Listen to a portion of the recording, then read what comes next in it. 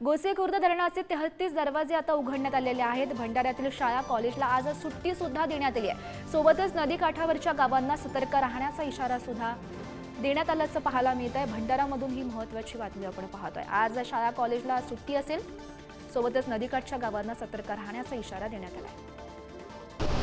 भंडारा जिल्ह्यामध्ये red alert जारी करण्यात आले असून मागील 2 दिवसापासून भंडारा जिल्ह्यामध्ये ढगफुटी सदृश्य पाऊस बरसत आहे। आता मी सध्या उभा आहे भंडारा जिल्ह्यातील वैनगंगा नदी या पुलावर। जो छोटा पूल आहे तो अक्षरशः बुडालेला आहे, धोकापाटी ओलांडलेली आहे। 245.50 ही धोकापाटी ओलांडलेली आहे। एकीकडे पाहिले तर भंडारा जिल्ह्यात मुसळधार पाऊस बरसत असल्यामुळे नदी नाले हे ओसंडून भरून वाहत आहेत, तर जिल्ह्यातील अनेक गावांचा संपर्क सुद्धा तुटलेला आहे।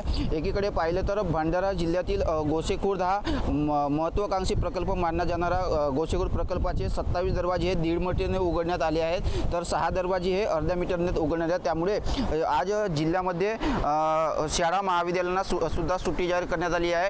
आणि एकंदर पाहिले तर भंडारा जिल्ह्यामध्ये हे पूर परिस्थिती निर्माण झाली असताना जिल्हा प्रशासनाच्या वतीने सतर्कतेचा इशारा देण्यात आलेला आहे। अक्षय खोबरागडे, पुढारी न्यूज, भंडारा।